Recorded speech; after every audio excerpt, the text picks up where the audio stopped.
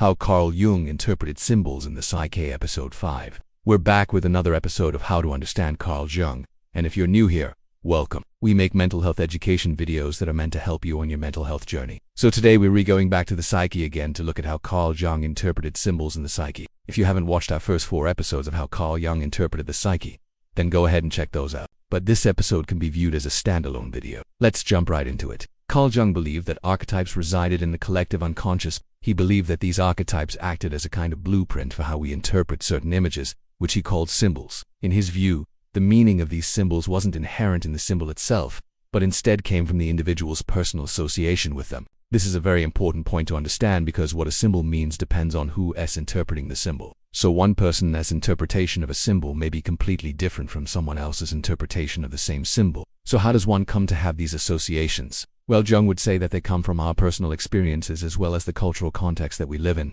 For example, Jung believed that everyone was born with a certain amount of knowledge that was learned through experience or teaching. This body of knowledge comes from our ancestors, and it is stored in what Jung called the collective unconscious. The collective unconscious is basically a term for all the shared experiences and memories of our ancestors. Jung believed that this is where archetypes are stored and that these archetypes manifest themselves in our conscious experience through symbols. So when we see a particular image, like a snake, for example, we interpret that image based on the archetype that's been passed down to us. So in Jungian psychology, there isn't a universal meaning for all the symbols. Instead, the meaning of the symbol is determined based on the individual and the culture that they belong to. It's also important to note that Jung didn't believe that symbols were always positive or negative. He believed that it depended on the context and the individual. For example, in some cultures, snakes are seen as evil creatures that are associated with death and destruction. However, in other cultures, snakes are seen as symbols of healing and transformation. Jung believed that symbols could be interpreted based on the subject,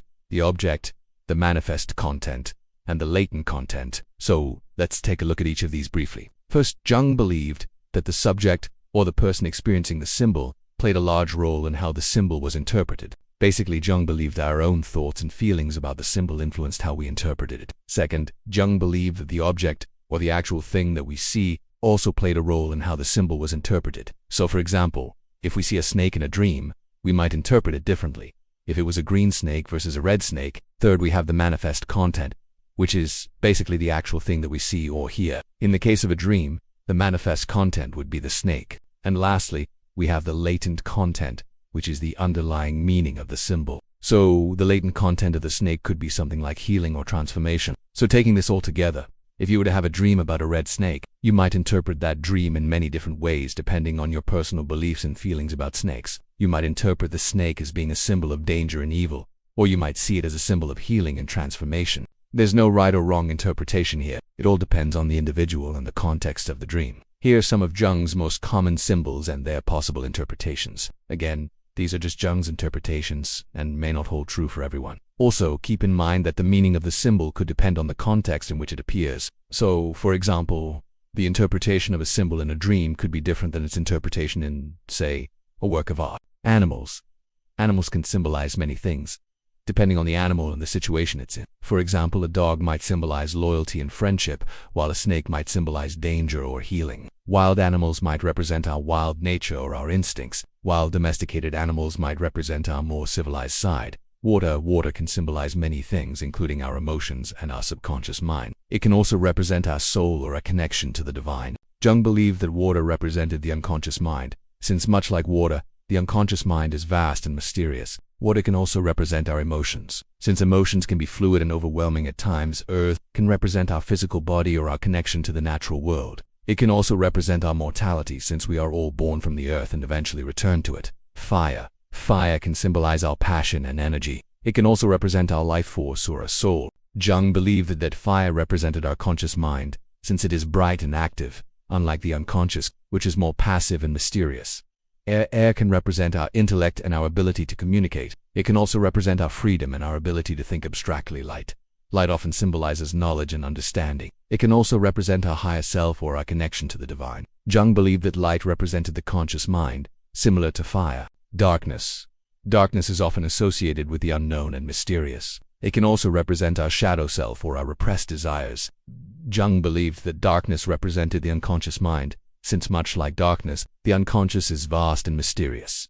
Numbers. Numbers can have a variety of meanings, depending on their individual value. For example, the number 1 might symbolize unity and wholeness, while the number 2 might symbolize duality and balance. Time can represent our mortality and our need to make the most of our lives. It can also represent change and our need to adapt to new circumstances. Death is often associated with endings and new beginnings. It can also represent our connection to the cycle of life and our need to accept change. Transformation can represent personal growth and change. It can also represent our ability to overcome challenges and emerge stronger than before. Now, this is by no means an exhaustive list of Jungian symbols. Jung himself identified over 100 symbols that were common in his patients' dreams. These symbols were usually universal symbols, meaning that they had a similar meaning for people from different cultures. Jung believed that these universal symbols came from our collective unconscious, and he thought that they could be used as a way to access the unconscious mind. For example, Jung believed that people who dreamed of flying were subconsciously trying to express their desire for freedom or independence. People who dreamed of falling, on the other hand, were subconsciously experiencing feelings of anxiety or insecurity. By understanding these symbols, we can gain insight into our own unconscious mind and the motivations behind our thoughts and behaviors. If you'd like to learn more about Jungian psychology, we recommend checking out our other videos on the subject. We also have a playlist of our most popular videos, which is a great place to start if you're new to our channel. If you found this video helpful, please don't forget to like and share. Thank you so much for watching.